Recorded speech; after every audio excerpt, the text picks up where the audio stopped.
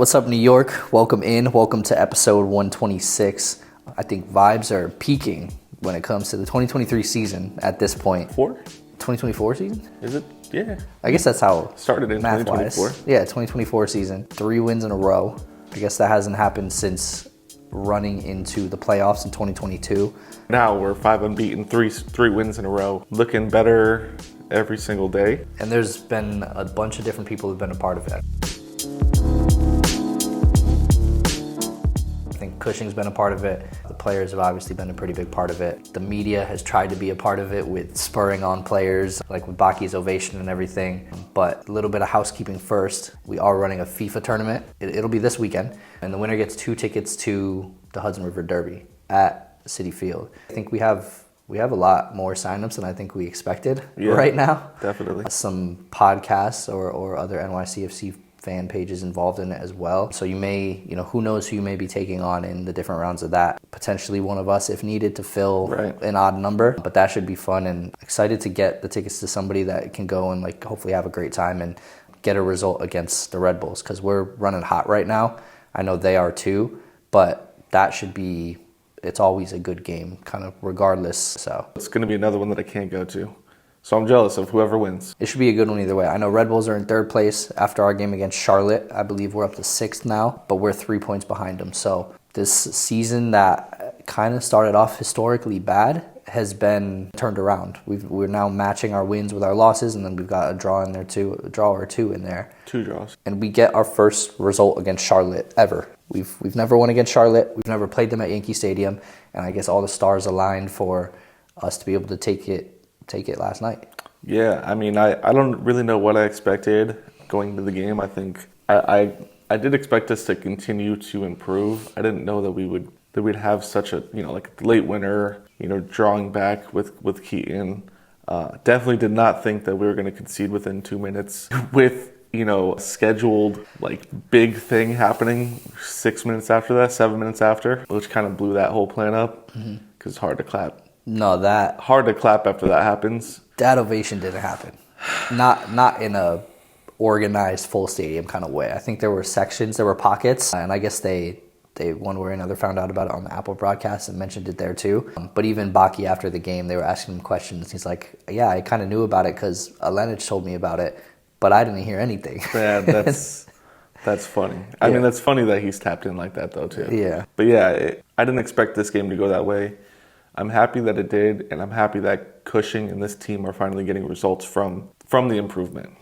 And I think a lot of it can be lent to lineup decisions that have been made, and in a lot of cases, sub decisions that have been made too. Rolling into this one, we had pretty much an identical lineup for our last 2 wins. We just dropped Hannes, which we thought was kind of a weird time to do that after what was probably his best, or not, at least second best game. Top 2 for sure. Yeah, in the shirt for us with his first assist. So he finally gets dropped, and Julian gets plugged in, which you can't really argue with after he has 2 super sub goals. So really you're picking the best of 2 good roads at that point. Julian comes in, he looks fine, I think. He's played well, and Alenich kind of running behind him right back there. Alenich, I guess, has locked the spot down. He's locked in. That's what he's done. Yeah. He's literally locked in. He's kind of fully removed Tavon from my mind when it comes to lineup decisions that I think need to be made on any given game day. Yeah, I think he's done a lot to improve, but also show face. Because I think there's a lot of times where he was there and he showed promise, but he wasn't showing confidence in terms of, I want the ball, I want to be a part of what's going on, I want to be crossing balls in, I want to be getting back. Those weren't necessarily things that we saw from him early on in his NYCFC career. And at this point, you are seeing those things, and I think he's taking the step along with this team to show all of that insane promise and show why, things like FIFA have him as such a high potential. Yeah, and I think confidence in general is kind of been what has turned the season around. It really only takes a few results to get rolling, and then once you have all of the players playing as if they believe that something can be done, we've seen what that can do over this 5-game stretch. Yeah, and I think that shows in a lot of players. Probably, if I had to put my finger on it, and this is where I'm going to speak out a little bit, because I talked about Santi being in the conversation for MVP this season. And I know that was like kind of a joke when the team's not getting results. Right. But he has literally dragged this team by its hair. 2-3 wins in a row, 5 unbeaten, the position that we're in today. It is Santi Rodriguez and like maybe 3 other guys. Yeah, I think it's worth mentioning the MLS put out their power rankings of players related to the MVP conversation in advance of this game. So not even including the assist that Santi goes on to get to win the game at the end. And he was 5th out of, or maybe it was 6th out of every player in the league. Yep. So like there's definitely at bare minimum a league-wide conversation to be had, especially when we're in week 10 of a 36 weeks or 36 week season, 32 maybe. All that says to me is the fire that I was talking about, the MLS was putting out the smoke for it. Like it's there. That conversation is being had. And does he have 20 goals at this point? No, he doesn't. He doesn't have 20 goals, 20 assists, but he is by far the engine to the team that is literally driving us to every result that we've had so far. Bar none. There's not a close to. We could be 0-10 without him. 100%. I think before the game, I don't know who it was, maybe it was Hudson River Blue, but they said he created, the numbers are going to be hard to remember. Something like, they said, that he created X number of our total goals. And it was like 80-90% range. Like he was either the scorer or the assister on those things. And that, the only thing I think holding him back from the MVP conversation would be other players that are being insane, but there's nothing that you could take away from his game specifically to think that he hasn't done enough to be included in the conversation. Right. He is 100% in the conversation. Am I saying he is the MVP? No, there are stats that need to be filled for him to win an MVP. I'm not denying that. It's but like Chicho Arango to say that he's not in the conversation, top 5, I think you're out of your mind. Yeah. And I think what shines above all is I'd love to see the amount of chances he's created, because he has been a big part in providing Munsef all of the chances that unfortunately haven't been converted to goals. But I'd like to see how many he could have, how many assists he could have, how many, like he had a few shots that have gone off the bar, a couple free kicks go off the bar. Like there are so many things that he could be so much higher statistically that he's just not. Yeah. Yeah, I know. With Baki as your striker, you could probably pencil in like 3 additional assists for Santi. Last night he did have the free kick off the crossbar. Then he had Baki's offsides goal. Santi was the assister. Yep. Which, he did play him offsides, but it was close. And that alone was a moment in the press box where, rumblings from other teams in past games that media members were upset that I guess the NYCFC press box is a bit too friendly to the team in terms of also being fans ourselves and celebrating the goals that we see. And when Baki goes on and scores that offsides goal in crazy fashion, completely out of character for him, because that was a very composed finish for a man that has shown no composure this year. Yeah. But it erupts. The press box erupts.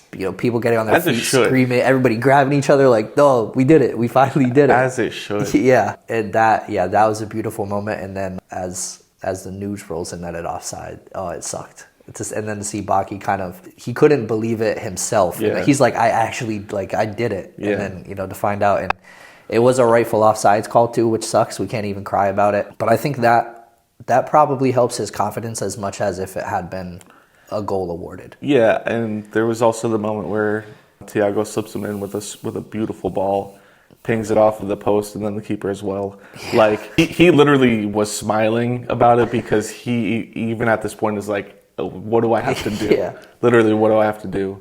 I think Javi from the City Boy said it's literally like FIFA cheese. On the field. Like, we're watching FIFA. It's like that animations. thing where in video games when they increase the difficulty, but they don't make it harder for you, they just make you worse. Yep. It literally seems like that's what's happening. But I think he should take confidence from the game. Mm-hmm. He had a great game. It sucks to be saying this for like the 20th time, but he had a great game. He just didn't score. Yeah. I mean, the truth is he hasn't, aside from not getting the ball in the net, he hasn't shown any other reason to take him off. Correct. Which is like to be fair, the most important thing for him to do. But like when all the other intangibles are getting checked, like it is very difficult when your other option is Jovan, who hasn't played in a month and has an ankle injury. Right. What are you supposed to do? I guess sometimes you lock in and you're Nick Cushing and you put in an Alonso Martinez to come in and win that fucking game in the 90th minute. I think there's two shout-outs that, you know, if you asked people 3-4 weeks ago if these people will be getting shout-outs on any podcast, let alone ours, that you'd call them crazy. Mm-hmm. But Thiago Martins, Nick Cushing, both masterclasses on the day. I mean, tactically, was Nick perfect? Did he protect everything? Did he, have the perfect game plan? No. Mm-hmm. But at the end of the day, he made the correct subs. He made the correct subs at the right times. He was able to organize the team on the go, overcome a 2-1 goal deficit, and win the game. Like X's and O's, he got the dub. He made correct decisions. You got to give him flowers for that. And Thiago, before obviously, the unfortunate knocking out, whatever. The incident. The incident that was, kind of the spoiler of fun. Not any shade to him, obviously, but like the spoiler of the fun of a game winner. But all before that, he was putting on a shift. Like he was defending over the top balls. That beautiful pass to Munsef that on any other day probably is an assist. I think he had one of his best games this season for sure. Yeah, and that was a scary moment at the end of it did kind of deflate everything. I'm glad we had a few minutes of open play after that to kind of like reset. We got to see him get up and walk away, but at least from our vantage point in the stadium, we weren't really sure what had happened. We were kind of scrambling to get the broadcast on an iPad to figure out, like, was there contact made? Did he just collapse? The stadium got pretty quiet, just concerned generally for his health. Like you said, Malachi kind of kneeling down praying. You're like, what is happening on the field right now? I guess in the end, Jermaine caught him in the head with a shoulder, and I guess it was a little delayed, but he kind of spun around and fell down. And then the scenes on the broadcast that we saw were not fun to see. Kind of the fluttering eyes, and they appeared to be rolled back to me, and they're trying to get him on his side, the trainers, because they know what to do in those situations. But that was definitely a freaky scene. It did almost take, if he didn't get up and walk off his own power, I think it probably would have fully taken away from the result. Yeah, and I couldn't imagine being at the stadium. Obviously, you were there. But even just watching, like at this point, I had left where I was and I was sitting in a bar, literally in a full group of people. And I looked down at my phone because I had looked and I was talking to people because it was pretty much the whistle was going to blow. And I look down and I see Thiago Martins like fully knocked out on the ground, and like mid-sentence I just stopped talking. It was not good. Everyone's like, what's good? Like, what's happening? And I'm like, I don't know. I was lost for words, just completely scared. And so that's when I texted you and I was like, yo, what is good? Like, what is happening? You must know something. So it was just good to see him get up. And I guess I doubt we see him next week. I don't know. So Kush said in the post-game presser that he was dancing to Brazilian music in the locker room. Okay. So that's like brain damage for sure. Confirmed. So I don't know if he could be unhealthy. I guess you could. I guess you fully could.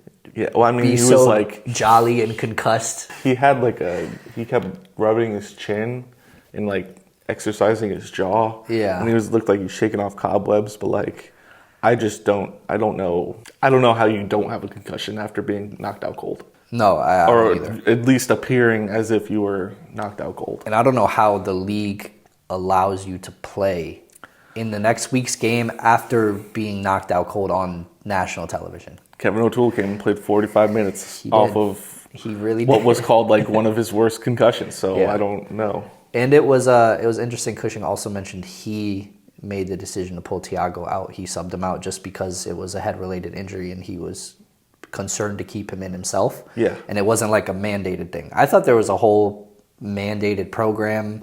I don't know. I feel like we've heard more about like programs that exist that are supposed to be helping players, but it hasn't, with O'Toole and Thiago, it hasn't happened that way. Well, I think the most that they can do really is the ref has the ability to stop play at any moment if there's a head injury, which is good because he spotted it pretty quick and was able to get Thiago the help he needed. But that doesn't really help beyond that. Like, it doesn't help if the coach just says, yeah, dude, you're awake now, so you're playing. Yeah. Or if you don't have subs or whatever. Yeah. So hopefully even though we saw a good game, hopefully we don't see Thiago next week. I mean, it's also a longer week. He's got till Sunday, so maybe he's cured by then. I don't know. Yeah, I'm not sure. We'll have to see. Hopefully, I guess, I would say hopefully we don't have to see him and he gets him to have that extra time to rest. But then I would not love to see Tanas Ahevic in. That could be scary. I wouldn't love... Maybe he locks in.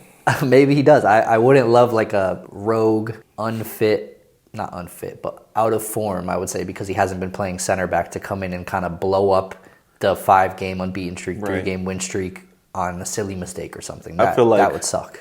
I feel like a smart Cushing and a Cushing of the 5-game unbeaten streak, he side stands and puts Pereira. You would just think, calls it a day. Because Pereira like was a good Band-Aid at the end of the game to kind of kill it off, because it did feel in stadium like Charlotte might be able to go and do something. And part of that too was, I know we're situated pretty close to the traveling support, and Charlotte travels well. We kind of did some laps around the stadium before kickoff, and like everywhere you went there were Charlotte fans. And then once you got in there, that little section that they have tucked away behind where home plate usually is was full, and Really? like they were chanting crazy Charlotte FC, like the shit that we heard when we were at down in their stadium. They were impressive. I mean, honestly. they are one of the best fan bases in MLS. Like it's not up for debate. Their intelligence is always low, but they'll show up and scream nonetheless. Yeah. But yeah, I think... And we need to give Kush his flowers, I think, beyond this game, which we haven't done yet. Because I think you glazed him pretty hard about this game. But there is a lot to be said that I don't even think we really touched on the last 2 episodes, just because we didn't want to... You don't ever want to swing the pendulum too far, and then you go into like a Charlotte, that's a tough game, and have Kush kind of go out there and make you look stupid for being like, he was kind of a genius with the substitutions that he's made. But like, this is now 3 games straight where he's made a sub that has come in and either scored the game winner or put a dagger in a result that like desperately needed it. 2 of those times being Julian and then Alonso in this game. And even aside from that, the line of selection has just been correct. I'm not sure, aside from Hannes, and he ended up listening to us, even though it was not listening to us. But, you know, Who knows? We were calling for that to happen. And, you know, Hannes, it's been a lot of games for him. His legs are probably tired. And what happens, he ends up getting his subbed out. And Julian steps in now. And that was the right thing to do, too, because he's kind of a man on fire right now. Yeah, and you saw, I wouldn't say relief, but just like the pride coming from him once the whistle blew. The cameras were immediately on him. And that's exactly the demeanor that I want Nick Cushing to have right now. Like, prove everybody wrong, you know, talk your shit and go get results. Like, that's 100%. I think he's handling this exactly how people in New York would want somebody to handle it. Like, all right, you guys have been talking. I'm not going to get angry. I'm not going to get upset. I'm not going to clap back. I'm just going to get right. Yeah. And now that it's right, I'm going to be confident in your face, and I'm going to let you know. Yeah. And I like how much support, whatever you want to call it, that he gave to the fans too in the post-game presser. He said it was literally like we had a 12th man out there on the field. He said like all we have to do is get the ball towards their goal, and then the fans are going to suck it in, which is a bit wow. A bit fun when you're immature to hear from the coach in the room with him. It's difficult at times. I think he definitely doubled down on it, but he definitely might have tripled down on the fans are gonna suck it into the net. It's like, all right, you're driving this one home. Yeah, but he didn't crack, so he meant it, and he was right too. The fans were crazy. I know the players. I don't know where they got a bunch of the mini pitch balls, but they started firing them into the stadiums like it was a NBA playoff game with the T-shirt cannon, like throwing all these into the crowd. I know Baki got a few to people like by the dugout where they leave. And it ended up being a great night for everyone that made it out. Players, coaching staff, fans as well. And I guess that's what you love to see, especially going into another home game next week against a tough team in Colorado. I kind of forget that they are as good as they are just because they have Mihalovic, who I think was right before or right after Santi in that MVP article we discussed. Yeah. They have Stefan in goal, which you forget that he left Man City to go there. And then some other players like Jonathan Lewis and Omir Fernandez, that little dude from the Bronx that used to be on the Red Bulls, and then he went to the evil side, and then I guess Colorado has since acquired him, and he scored goals on us before in the Derby. So definitely a team where you can get clipped if you're not going in focused. But I feel like we're focused right now. So hopefully all goes well. I know we'll be there. Yeah. So that 4 p.m. game, can't complain about Sunday, that. can't complain. Does suck a little bit that it's Sunday though. Yeah. But 4 p.m. fixes it. But yeah, that fixes that, and that Monday, the next Monday is just work's just gonna have to deal with us taking a chill. Yeah. Like work's just gonna have to be all right with us not really being tapped in. Yeah. Did you see that clip of Thiago before the game ripping the "Today I smell a"? Dude, What did he say? He goes, "Today I smell a victory." Like, bro thought he was cooking. That's a step above Jameis Winston being like, "What's this?" Yeah. It's a dub. Like, no, that is... He might end up in Toronto in the back half of his career with this. I don't know what he's doing with this. He's going to be like... He's Brazilian, right? Yeah, he plays like he's Italian, not Brazilian. Yeah. Nah, I'm playing. Don't press me. You're kind of right. At the end of the game, Ajamang, who the only reason I know him is because he's a Connecticut boy. Oh. And actually from Eastern, too, which is crazy. What year? Who knows? It's hard to know. But Thiago trying to keep up with him when I don't know, that Patrick might be 6'9". I don't know how tall that kid is. He was taller than Keaton, though, on the field when they were next to each other.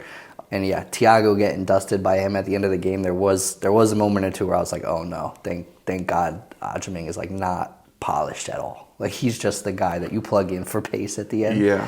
Because he had a few opportunities and they went wide. But yeah, Thiago has that slow Italian pace, I think, is what you were alluding to. I think he's got a lot of pace. He doesn't necessarily have that Brazilian play style. And I don't really know how to describe it other than that. Mad respect, because he had such a good game. But yeah, I think Sunday's going to be fun. We're going to be able to get out there, get there midday. It's going to kind of have vibes of like OG seasons. Yeah. Where I was watching Lampard highlights, the biggest thing that stood out to me was how much fun it was to like watch a game at 4 p.m. or 2 p.m., whatever it was, and then have the rest of your day to celebrate that victory. Nothing was better, especially at that point. We were living on the lake. It never got better. So, and I do have to say, Michael Allen, I don't know if I know we mentioned it in the group chat that we have, but I don't know if it made it on air anywhere, but he was so accurate when he said the soft serve ice cream machine being functional might have been the vibe game changer that turned our season around. Could be. It is a different level, and I was just sitting there with a cone, honestly, and I was like, wait till it's like August, 7 p.m. Sun's still out. The sun's not set yet. It's like 80, and you have a cone. Nah, this is the chubby in me, but like I can't even imagine having that soft serve hitter and just dipping like a French fry in it, dipping like a little trip. Oh my Lord! Especially because if you're not careful with those Yankee Stadium French fries, you bite one the wrong way, the roof of your mouth's gone. Oh, I was gonna say week minimum. Yeah, I was gonna go a different way with it, but there is certain fryers in Yankee Stadium that should be avoided, I would say. I don't know if it's the Legend Suite or whatever it is, but there was definitely a season of fries where you were screwed if you ate them. Like your day was ruined for the most part. Sharpness? Not sharpness, just I think they had bad oil or something. It just made you feel like shit, honestly. No. Like it was horrible. Oh no. And I don't know if you eat a pound of fries, you make solid points. You eat a pound of potatoes. That might be what the chefs might say. You got like half a pound of oil in you. Yeah. Like you're fully over consuming, brother. Yeah. It's fully it's on you, it's not on us. Yeah, 100%. So that's 126, 120, whatever it is, 120 something. Yeah. I think I wanted to touch a little bit on Malachi, a little bit on Alonso more, but we can save those for future episodes. See if the thoughts and the performances that we see kind of continue or not. I don't want to go. Yeah, jinx it. Guy scores a goal. I don't want to pedestal him like he's God. Yeah. But he has been good. Probably be incorrect. You think so? Yeah. Yeah. A little too soon to say, maybe. I'll just make my last point then. You touched on Alonso. I'll touch on Malachi. I don't think there's anything that says he should be in that role over Jason. And that's kind of where I'm at this point. I feel upset for Jason that he's kind of been iced out of the lineup. And, it is Cushion probably wanting to play with his new toys.